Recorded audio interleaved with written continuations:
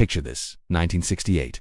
Swinging London. The Beatles are on top of the charts. Fashion is exploding, and in the middle of all this, London Bridge is falling down. Well, not literally like the nursery rhyme, but it was sinking into the River Thames at a rate of about an inch every 8 years. The City of London Corporation needed a new bridge, but what to do with the old one? Demolishing it would be expensive.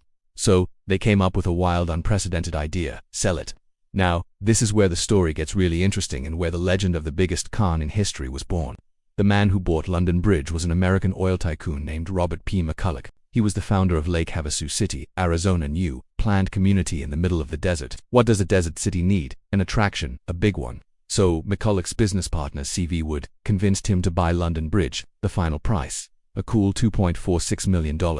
That's about $22 million in today's money. But here's the crucial question that fuels the conspiracy theory. Did Robert McCulloch think he was buying the much more iconic, much more grand Tower Bridge? Let's look at the evidence.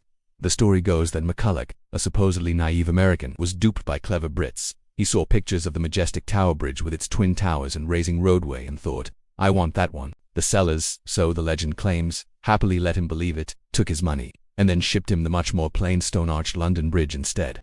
It sounds like a hilarious, almost unbelievable scam. This story has been told for decades. It's appeared in books, articles, and countless pub conversations. The image of a rich American getting swindled is just too good to resist. Even respected news sources have repeated the tale over the years, solidifying it as a piece of popular history. But is there any truth to it? Well, let's put on our detective hats. Firstly, Robert McCulloch was no fool. He was a self-made millionaire, an incredibly shrewd and successful industrialist. He built an empire on chainsaws and oil. This wasn't a man who made multi-million-dollar deals without doing his homework. It seems highly unlikely he would spend such a vast sum without knowing exactly what he was purchasing. Secondly, let's talk to the people who were actually there. C.V. Wood, McCulloch's partner who brokered the deal, always denied the story. He stated very clearly in interviews that they knew exactly which bridge they were buying. He said McCulloch was not a man to be duped. They had plans, they had brochures, they had representatives who visited London.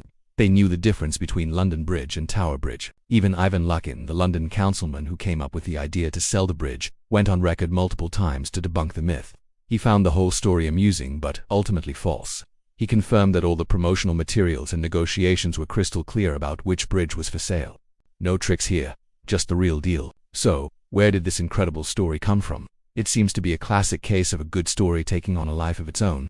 It's a tale of stereotypes: the clever, witty Brit and the rich, slightly gullible American. It's a narrative that's just too perfect, too funny, too fact-checked. And once a story like that gets started, it's almost impossible to stop. It just kept getting repeated until people accepted it as fact. Now, let's get back to the actual bridge. The logistics of moving it were mind-boggling.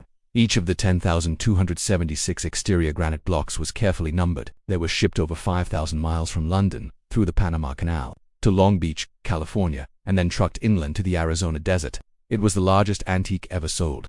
Once in Lake Havasu, the bridge couldn't just span a patch of sand, so McCulloch did something even more audacious. He dredged a mile-long channel, creating an artificial island, so that his newly acquired London Bridge would actually have water to cross. The bridge was then painstakingly reassembled, block by numbered block, over a new, modern concrete structure. The grand reopening was in October 1971. It was a massive spectacle. The Lord Mayor of London was flown in. There were fireworks, parades, and even a dinner featuring roast beef and Yorkshire pudding, all in the middle of the Arizona desert. And did McCulloch's crazy gamble pay off? Absolutely.